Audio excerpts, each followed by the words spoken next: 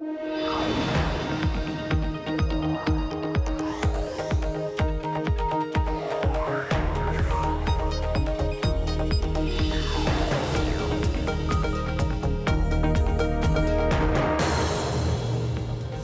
Emily Chang in San Francisco, and this is Bloomberg Technology. Coming up in the next hour, a deal that reshapes the entire wireless industry and the future of 5G. The Justice Department gives the thumbs up on T-Mobile's acquisition of Sprint. Plus, Apple will not be exempt from China tariffs. President Trump once again pushes the company to move to production to the U.S. And speaking of Trump, France moves to tax the biggest tech companies, most of them U.S. companies. We'll discuss how the president might retaliate. First to our lead, tech stocks led the charge Friday, sending the S&P 500 to a record high. Names like Alphabet, Twitter, T-Mobile, Netflix, all adding fuel to the rally. Alphabet in particular posting its biggest one-day percentage gain since July 2015.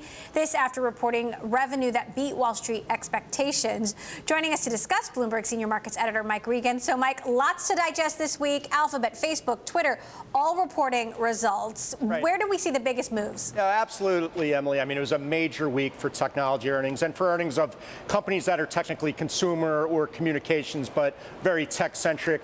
I think you're right. Alphabet is the star of the show this week, rising almost 10%. In addition to those big earnings beats, they really seem to be firing on all cylinders and announcing that major $25 billion share buyback. So that's kind of taking the edge off of some of the concern about the antitrust probe of Alphabet. And also Twitter really doing well, showing a 18% gain in sales for the quarter. Amazon was an interesting story. They did have a big earnings miss, but it was very much in an Amazon typical way. They're spending more to develop a more robust one-day delivery operation, and that is the type of thing that Amazon investors in the past have really sort of embraced, even though it does cause a hit to earnings in the short term. I think the semiconductor stocks are a major story this week. We saw Intel come out, Texas Instruments. Semiconductors are a weak spot this quarter as far as earnings growth. Of the four S&P semiconductor stocks that have reported, earnings are down 28%. But Texas Instruments coming out and saying, look, this is just a typical chip cycle that usually lasts about 5 quarters of weakness. They've seen about 3 quarters of that. So with the Philadelphia Semiconductor Index rising to a record, it looks like people are betting that there is light at the end of the tunnel, that this is just another sort of boom and bust cycle in the chip industry, Emily. Now, next week, we've got Apple, we've got more chips. Wonder if we'll see some more China overhang. What are you watching? I agree. I mean, next week is a major week for semiconductor earnings. Qualcomm, Lam Research. There's actually 10 members of the Philadelphia Semiconductor Index, about a third of the index reporting next week. So while the results from semiconductors have been better than expected, they are down a lot, but beating estimates by about 14%. And there doesn't seem to be a huge concern about the trade war just yet. But there still are a lot of semi stocks to report next week, so it'll be fun to watch. Quick question. The IRS now saying they're tracking down or trying to track down 10,000 owners of cryptocurrencies to tax them. Bitcoin ended the day down slightly, but what could the impact of that be? That's true. It's kind of surprising not to see a little bit more of a sell-off in the crypto space because of this. But you're right, the IRS announcing that they're basically sending out notification to about 10,000 cryptocurrency holders and saying, look, you have to go back and amend your past tax returns to report any gains and losses from your crypto transaction. And the IRS has warned that there are criminal prosecutions coming from people who have dodged tax bills on cryptocurrency transactions. One interesting point a tax attorney told Bloomberg is that these people will not be eligible for this program the IRS has where people can voluntarily go back and amend their taxes and alert the IRS of some accounts that they did not know about. So this is definitely a story to watch going forward. There could be some crypto investors who are going to get hit with some big tax bills going forward. Interesting. All right, Uncle Sam is knocking. Thanks to our Bloomberg senior markets editor, Mike Regan. Appreciate it. Turning now to the other big story of the day, the Justice Department has approved T-Mobile's acquisition of Sprint, a deal it rejected under the previous administration, clearing one of the biggest hurdles to a takeover that will reshape the wireless industry. As a condition for approval, T-Mobile and Sprint agreed to sell multiple assets to Dish Network, that paving the way to creating a new wireless company. The carriers have promised to deploy a 5G network that would cover 97% of the U.S. population within 3 years and 99% within 6 years. Bloomberg's Ed Hammond spoke to Sprint Executive Chair Marcelo Claure earlier about the deal from Tokyo. Today's a whole different day, right? I think the Department of Justice approval of our transaction is just a good day for the American consumers, a good day for our country. It's pretty much like it gets us closer to reaching the final milestone. Things are very different today than they were 5 years ago. And I think the first thing we got to get clear is 5G. You know, this company, the new company, is going to be committed to basically building the world's most advanced 5G network that the U.S. needs it. It needs it for us to continue to lead the 5G race. It needs us in order to continue to foster innovation. So that is quite different. You and John Legere, the CEO of T-Mobile, have consistently said, look, you need to be an enlarged player. Having two small players up against AT&T and Verizon just doesn't cut it when you need that level of investment. But now you're going to have Dish as a fourth player. So just help me understand that, how it's going to work, that you're going to have three large players and then one very subscale player. Well, I think the best way to look at it is you're going to have three very large players racing for 5G. This is going to force Verizon and AT&T to anticipate the investment they probably wouldn't have done otherwise. So this is going to be, I would call it, a very strong race to see who can provide the best 5G. We feel very confident that combined we're going to be able to do that because Sprint's privileged spectrum 5G spectrum that we have, which is called the mid-band, combined with the low band of T-Mobile, gives us the ability to build quite an advanced network. So based on that, there's going to be some great competition. And I think the big beneficiary of this is going to be the American consumer. He's going to have more choices at obviously better prices. So we're definitely going to bring competition up. As it relates to Dish, I would say it's going to be off to a really good start. I mean, Charlie Ergens has done an amazing job of buying a good amount of spectrum. He's going to allow them to build a network. He's going to allow them to have Boost, which is, it's a few million customers, so it gives them off to a really good start. In this case, what is it actually going to mean for us, the users of these services?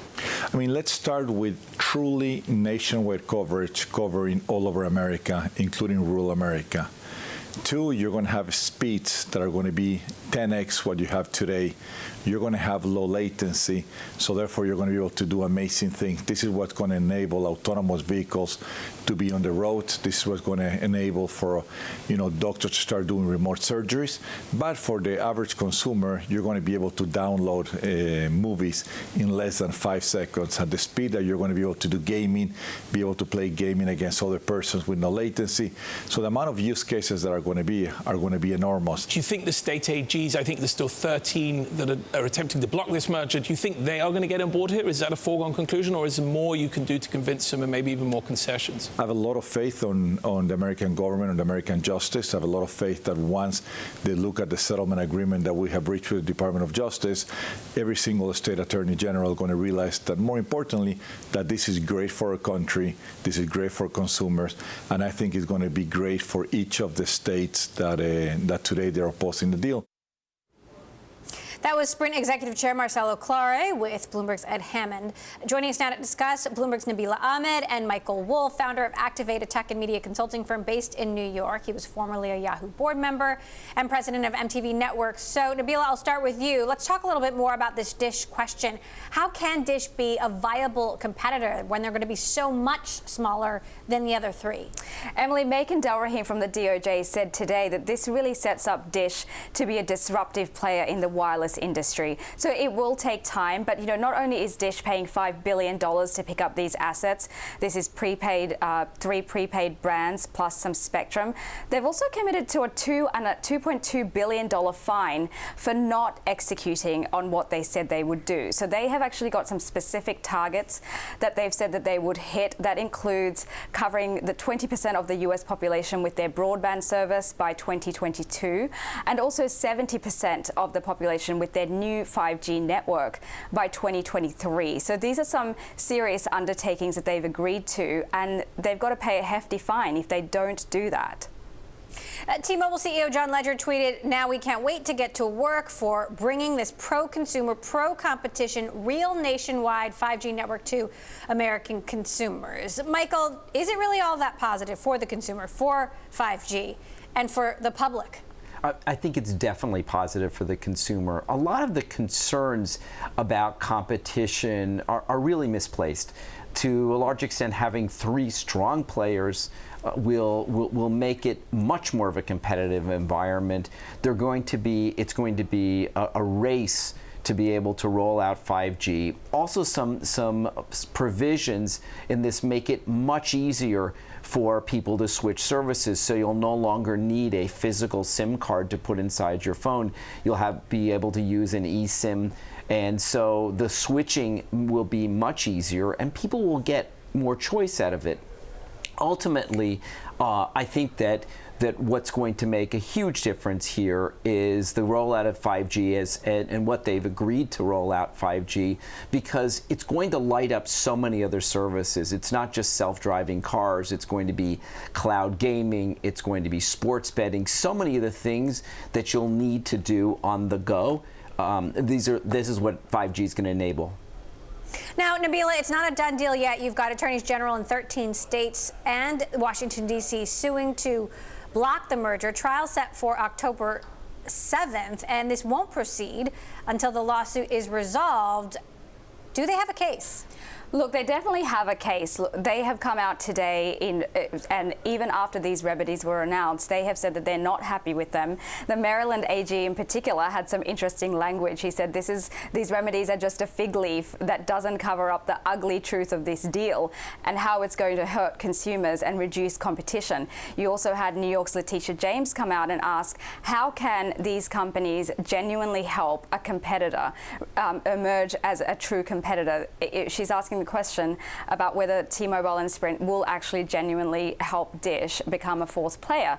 So they certainly have a case, and at this moment, Emily, they're still going ahead with their lawsuit. However, we know from our sources that Sprint and T-Mobile are going to be working really hard to try to settle this before we get to that early October court date. Michael, promising to have 99% of the U.S. population covered in 6 years is ambitious. Do you believe they can do it? I think it's extremely ambitious, and it might not be realistic. There are so many rural areas where those areas aren't necessarily effectively covered today. So this is a big promise, and I hope that they can fulfill this, because it will change the nature of so much of the country. One thing's for sure is that when we talk about this reducing competition, it definitely increases it, and it makes it much more likely that each of these major carriers are going to try to go into those areas that are today way underserved. Now, Nabila, the Trump administration hasn't really been consistent in its approach to media and telecom mergers. Do we expect more mega deals to pass as a result of this? Are there deals waiting in the wings that could get the green light now that this one has? Look, that inconsistency is the key word here. Dealmakers don't love inconsistency or uncertainty. Those are two things that really are the fastest way to kill M&A deals. And the thing is, by the way this administration or this DOJ has handled the AT&T Time Warner decision and now this, and by the way, this deal has been 5 years in the making, and it's been really difficult to get over the line. I think people are sort of taking stock and saying maybe we can't actually read into too much of this decision, because we still don't know whether they're going to have a cohesive policy going forward. In terms of other deals coming to market, we've got a couple of big deals away from the media telecom sector. You've got United Technologies and Raytheon, and also Occidental and Anadarko. Those are the two that will need approval next. They don't have as sort of big issues with them. They're not the kinds of market-moving, sort of market-shifting deals like the AT&T Time Warner was, or even Sprint T-Mobile. Right. I still remember the day the news broke that they were going to try to do this deal 5 years ago. It's been quite some time. Bloomberg's Nabila Ahmed, thank you so much. Michael Wolff, CEO of Activate. You're going to stick with me. We'll see you later in the show.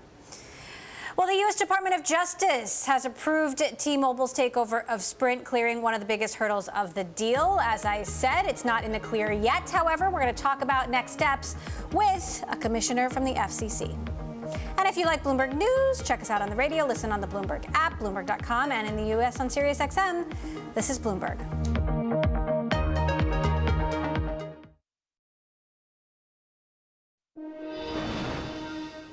As we've been discussing, the T-Mobile Sprint deal is expected to reshape the entire wireless industry, including the rollout of 5G networks across the United States. But the carriers still have to contend with a lawsuit by a group of state attorneys general who say the deal should be blocked because it'll harm consumers. The combination of T-Mobile and Sprint has also come under fire from lawmakers and consumer advocates who say it'll lead to higher prices and less innovation in a market that's already concentrated. For more, let's bring in FCC Commissioner Brendan Carr, who has been a supporter of the deal. So, Commissioner Carr, what do you have to say to the critics here at the state attorneys general, the lawmakers who say this leaves the U.S. worse off than it was before?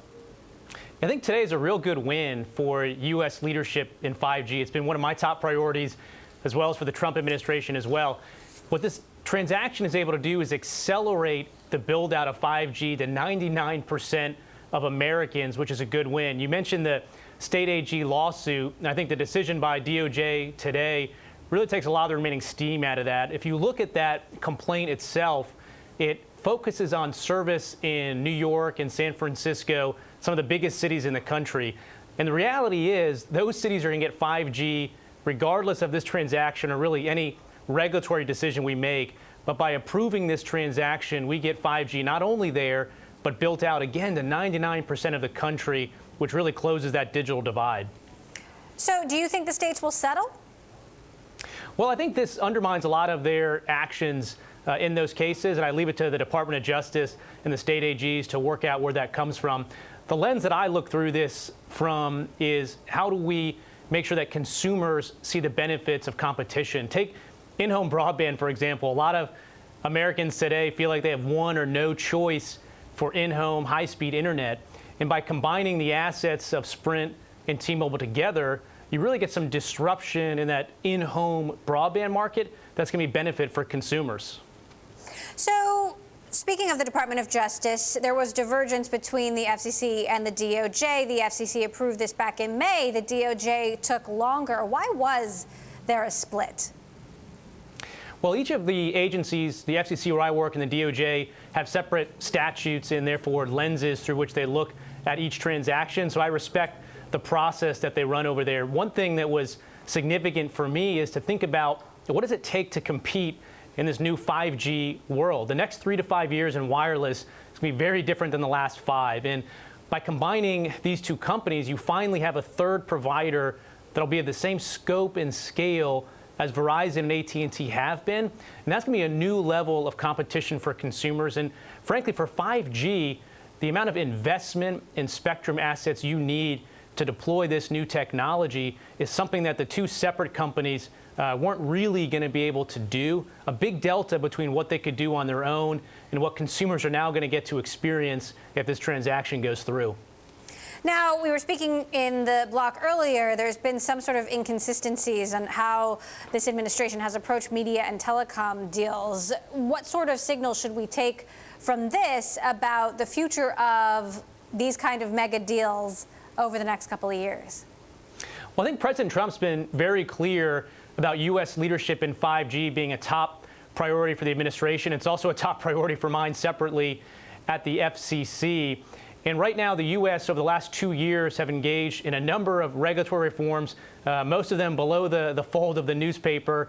But we've been able to leapfrog our global competitors, and we now have the world's largest 5G build here in the U.S. 40 cities are planning on going live this year, and that's something that we weren't seeing 2 years ago. So I think that's a real big win. Internet speeds in the country being up 40%.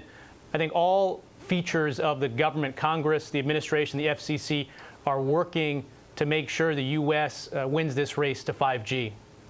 All right, Brendan Carr, Commissioner of the U.S. FCC. Thanks so much, Commissioner Carr, as always, Thanks for stopping by. Still ahead, Twitter wows Wall Street, reporting the fastest user growth since the summer of 2017. We're going to hear from the CFO next. And Bloomberg Tech is live streaming on Twitter. You can check us out at Technology, and be sure to follow our global breaking news network, TikTok, on Twitter. This is Bloomberg.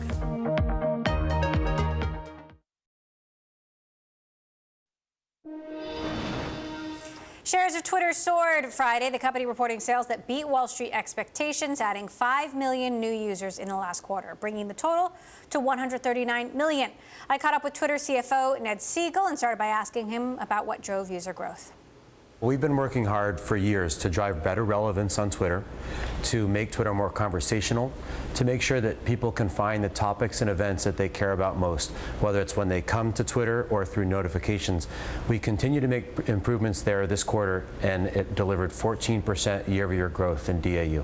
But that's quite a boost. So is there anything specific that you turned on, turned off in the last quarter that worked especially well? It's a series of things. So we wouldn't point to any one thing so much as we would point to years of work, which starts with the clarity of why people come to Twitter. They come to stay informed, to discuss what matters, and to inform others. And when you have that clarity, then you start doing work that's designed around those things. And the work that we did a year ago and 2 years ago, that benefits the people who are new to Twitter today just as much as the work did this past quarter. So it's really an accumulation of our work around those areas I mentioned that's driven the DAU performance. Now, there was a notable blip in the forecast, which is generally lighter than what analysts had projected. So what's driving a softer forecast? Is that changes to the ad format or something else? We guided for 7 to 15% revenue growth in the third quarter. That's lower than the revenue growth that we delivered in Q1 and Q2, where we grew revenue 18%. We point to a few things. The first is our broad global business recovery began, or really was firing on all cylinders in Q3 of last year, where we grew 44% in Japan, where we grew in the 20s in the United States. So we're lapping tougher comps. Second is we have actually retired some older ad formats that we felt if we prioritized our work and if we focused our team on the most important priorities, they wouldn't be working on those ad formats. You lose some near-term revenue when you make those decisions, but they're better long-term decisions for the company. And those are the kinds of things, along with this long-term projects that we're working on that won't pay off in Q3, but will pay off over time, that affect the guidance. Twitter CFO Ned Siegel there. Coming up, Apple urging the U.S. to keep its Mac Pro out of the trade war, but President Trump says the iPhone maker won't be spared. What continuing China trade tensions mean for Apple's operations next. Plus, France is coming after big tech with its new digital tax, and Trump is vowing to strike back. We'll discuss what it could mean for tech giants like Facebook and Amazon next. This is Bloomberg.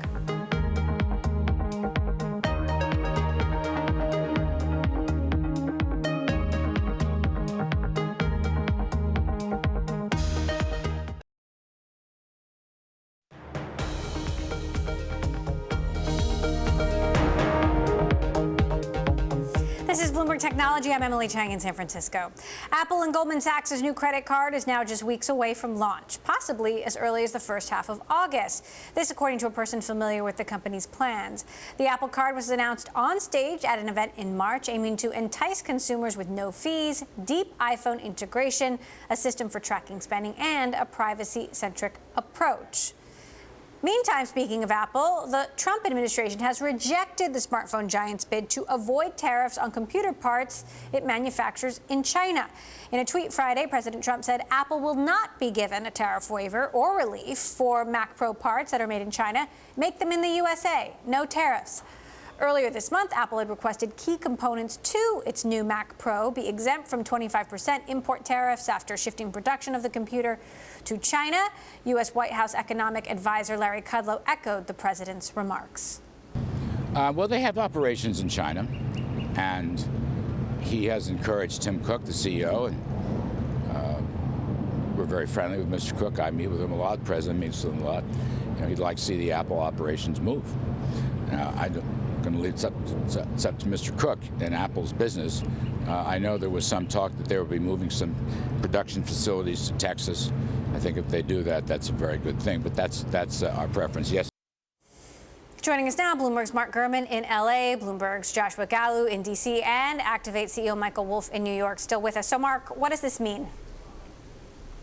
Well, for Apple, this really doesn't mean anything. I don't believe they expected to be getting a tariff relief on the Mac Pro.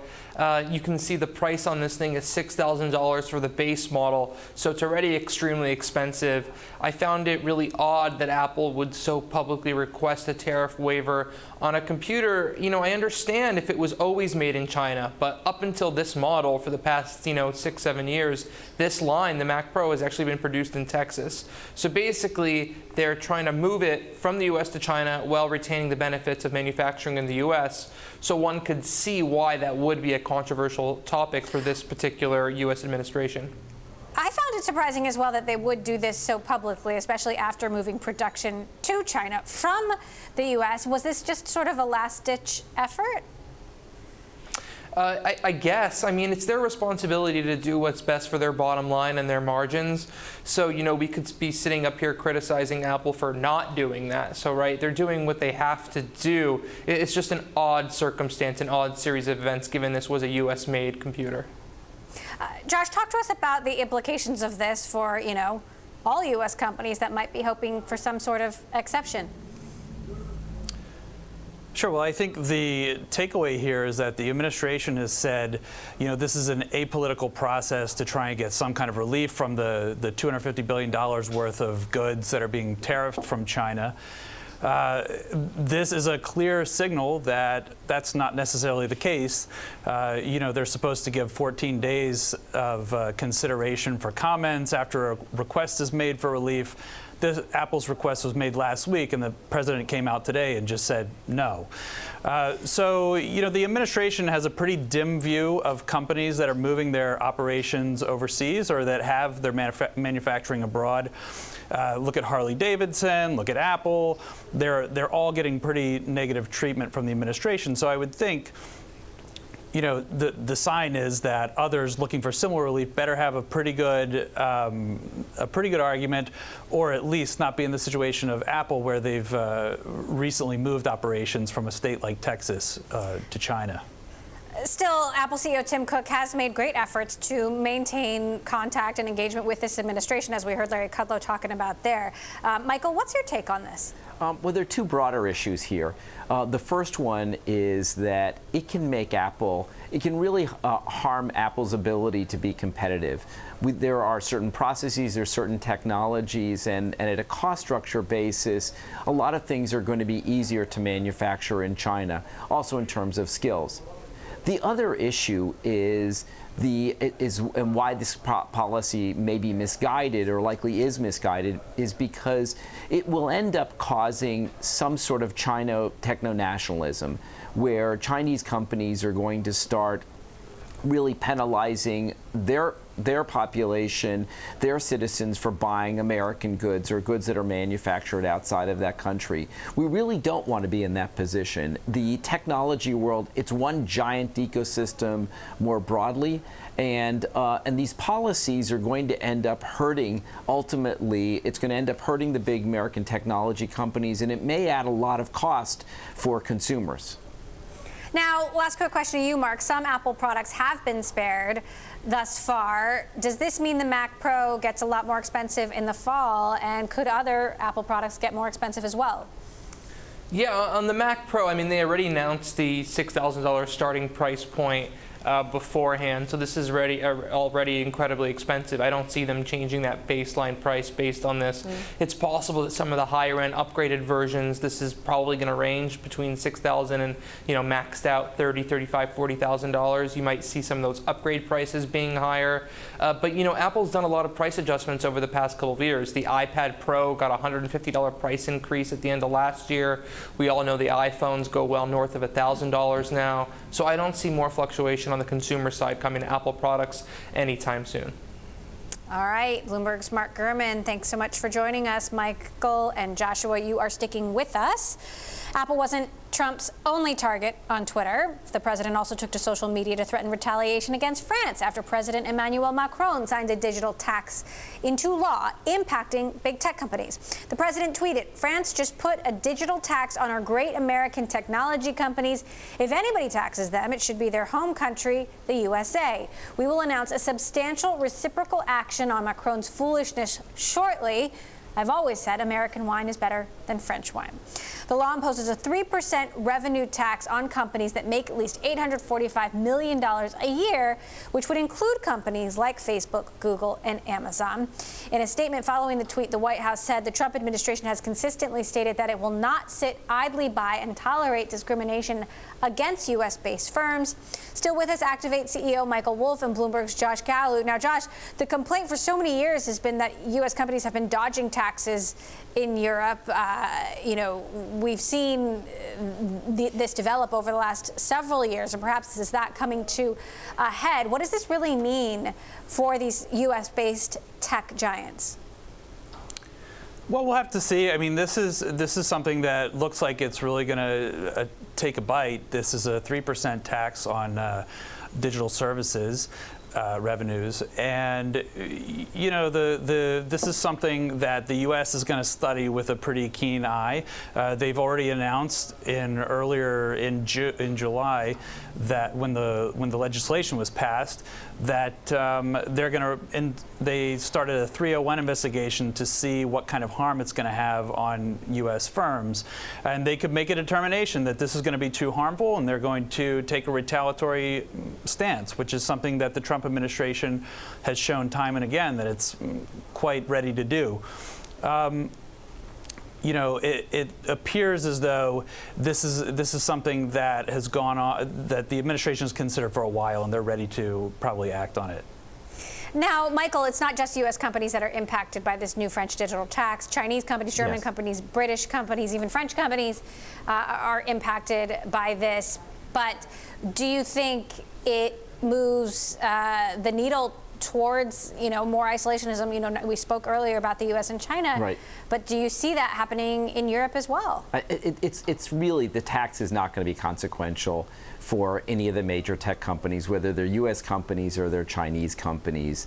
The reality is that all of the major tech companies, they already have a real strength, and so if you look at the major platforms, Facebook and Google and Apple, this is inconsequential to their businesses, and it's not going to enable French companies to compete any better.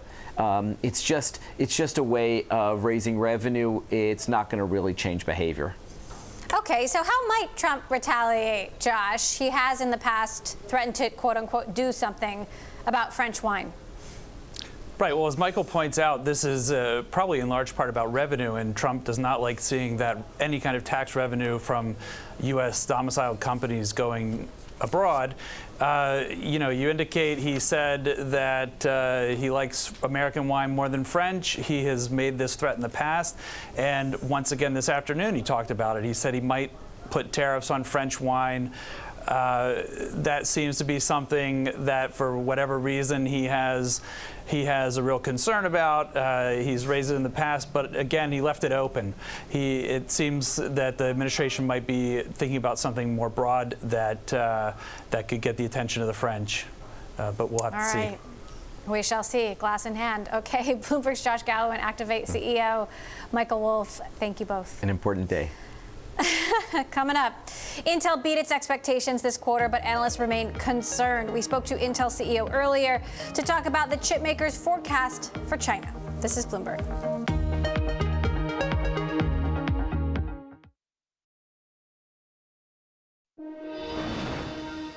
Intel shares rose today, beating expectations after reporting its second quarter results. Still, analysts are remaining cautious because the chipmaker has been underperforming for years. Bloomberg's Vonnie Quinn asked CEO Bob Swan about Intel's forecast for China. China's a big market for us. We've been operating in the country for over 30 years. We have important customer relationships. We have a global supply chain there, and we have a real strong employee base. So it's a big and important market for us. What we've seen over the last several quarters is really two things. One, overall demand has slowed as our customers there have digested fairly significant purchases last year. And then secondly, we saw a bit of an acceleration of demand heading into the second half in the second quarter because the fears of the potential of additional tariffs being imposed. So those combination of factors have China, which is an important market for us, being a little bit slower this year than we had anticipated at the beginning of the year. Mr. Swan, good morning. Guy Johnson. Judging by the analyst notes that I've read, the concern seems to be that AMD is going to put your gross margin under pressure. What's your answer to that? Well, first, as we have a great lineup of products as we go into the second half of the year. For our data center business, we launched a product that we called Cascade Lake, which performance-wise is a real differentiator in the market. And secondly, for our PC business, we just launched our 10th gen Intel Core processor that will have systems on the shelf in the holiday season. So we look at our lineup of products and we feel very good as we go through the second half of the year and in terms of 2020, as we're building the high performance products that our customers expect from us. And with that high performance, we've been able to get a premium price in the market. So we have a great lineup. We know we have real competitive dynamics, and that's the challenge you have when the market you're going after is extremely large. You have competition that enters the fray, and we feel good about our lineup of products and our relationships with our customers. So you are saying with a high degree of certainty that you are not going to witness any gross margin erosion. You don't see that happening? You know, what we indicated yesterday, Guy, is our gross margins for this year were roughly 60% in the first half and 60% in the second half. And those dynamics are a little higher in the third quarter and a little bit lower, our expectations in the fourth quarter, as we ramp our new 10 nanometer products. And that's consistent with how our business model works. When we launch a new technology process, in the early days, yields are relatively low, and that results in a degradation of gross margin. And as we ramp up those volume of products, the expectations are yields improve and margins get better. So it's very consistent with what we laid out at our Investor Day a couple weeks ago, and we will have a little degradation. And for us, that's a good thing, because that means we've migrated to the next technology node that allows us to deliver differentiated performance for our customers. Huawei was about 8% of the server market last quarter, and that's a big customer for you, and it obviously takes a lot of your chips. How do you model going forward what happens with Huawei and whether restrictions from the US come off, allowing you to continue to ship, or get further imposed? Well, during the course of the second quarter, initially when the entity list came out, we abruptly stopped our shipments to Huawei until we could get a better understanding on the implications of the entity list and the impact of export control on our business. After the interpretation, we concluded there was some cases that we could ship and some cases we could not. Our challenge is always serving our customers, but also abiding by the laws in the countries in which we operate. And we felt as we went through the course of the quarter, we were able to ship some product. Our second quarter strong results were modestly impacted by the entity list order. And as we go into the second half of the year, we've applied per commerce instructions, applications for licenses to ship product that are of general purpose compute nature and should have no bearing on what the entity list is trying to accomplish. So that's kind of our expectation as we go into the second half of the year.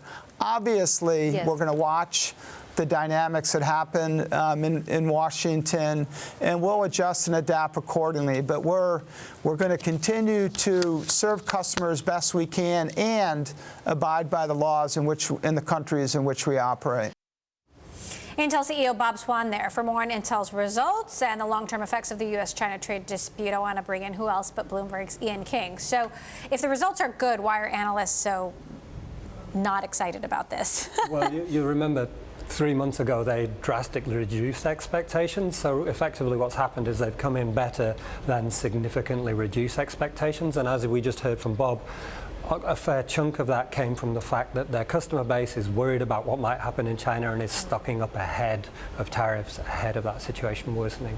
So they're unloading their modem business to Apple. What's Apple actually getting here? It's certainly a business that did not succeed at Intel. Yeah, no, it's been a terrible business for years. I mean, losing $1 billion a year probably. What Apple are getting are engineers and IP. Right? If they want to be independent in this particular area, which they're pretty much independent in everything else apart from screens and modems, they need the engineers, they need the experience, but it's going to be, according to analysts that we've spoken with, years before they're actually able to turn that into something. So what does Apple do now? Now that it... Well, that's why they went back to Qualcomm. You remember the big settlement, the big handshake after the bitter legal dispute. Qualcomm's a leader in 5G. You want a 5G phone, you have to deal with Qualcomm.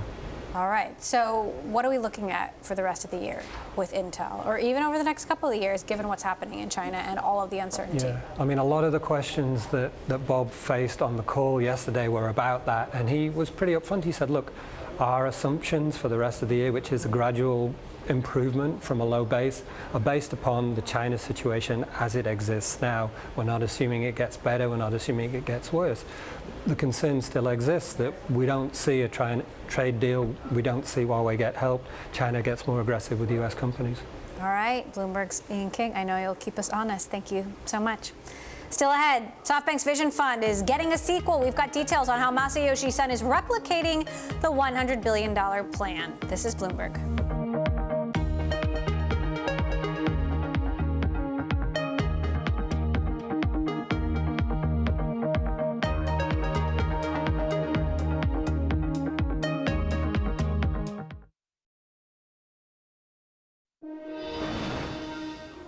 SoftBank unveiled a second mega fund for tech investments Friday that's even larger than the original Vision Fund. The Japanese tech giant aims to raise $108 billion for Vision Fund 2 from more than a dozen investors, including Apple and Microsoft and Kazakhstan's Sovereign Wealth Fund. SoftBank will commit $38 billion to the fund itself, replacing Saudi Arabia as its largest investor. Joining us to discuss, Bloomberg's Sarah McBride, and actually Saudi Arabia, for all of the controversy of Saudi Arabia being involved in the first fund, wasn't even mentioned in the press release. Are they investors or not? That's right. So it's leading to all kinds of conspiracy theories, but they probably will quietly commit as an investor down the line. They're just not in the press release. So how will the new fund be different from the first fund? Well, as you said, there are a lot more investors in this new fund. SoftBank has a much bigger piece of the pie. And they're just going to have to try a little bit harder to find good investments this time around. Now, we didn't talk about it much, but Apple, Microsoft being in the first fund? Microsoft wasn't in the first fund. But Apple was. Right. So, talk to us about the strategy of some of these tech giants basically using SoftBank to place some fun bets. Right. There was so much skepticism around the first fund, $100 billion. It just seemed implausible.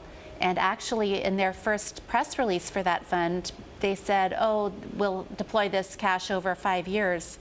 Well, it's only been 3 years, and they're raising even more. So it's, in a way, been successful far more than anyone thought possible at the time. So, of course. And you did one of the last big interviews with Masayoshi Son. Right, in went October. To Japan. In September, yeah. And he told you that he thought it would last a while. Well, he said that he already at that time, he's such a big thinker, so he was talking about how they would have a successive set of these funds. They would all be around $100 billion, and he just wanted to have a steady stream of cash to invest over time. So where are they going to put this new stream? This is going to be harder because all the promising late-stage companies that they could have talked to about an investment, they've talked to everybody. They've invested where they can. So this Vision Fund, the first one, has been about, the bulk of it's been invested in the U.S. and about almost half, about 40% in Asia, and the rest elsewhere. So in this new one, I think they're going to end up investing a lot more in Asia, in particular India. They're just going to have to look harder for companies And then here in the US, I think they're going to have to go down to a slightly earlier stage than previously. And they're going to have to hire a ton more people to make this all happen. So does the strategy change at all? I think they're still going to want to be in or anoint the dominant company in every possible tech industry. So in that sense, no, but in geographically and the stage of a company, yes, perhaps. All right, interesting. $108 billion on top of 100. Okay, Bloomberg's Sarah McBride, who covers venture capital for us. Thank you so much, Sarah, for stopping by. And that does it for this edition of Bloomberg Technology. Tune in next week. Earnings continue. Apple is out Tuesday. Of course, you can catch full coverage and analysis right here on Bloomberg Technology. And of course, we are live streaming on Twitter. Check us out at Technology and follow our global breaking news network, TikTok, on Twitter. This is Bloomberg.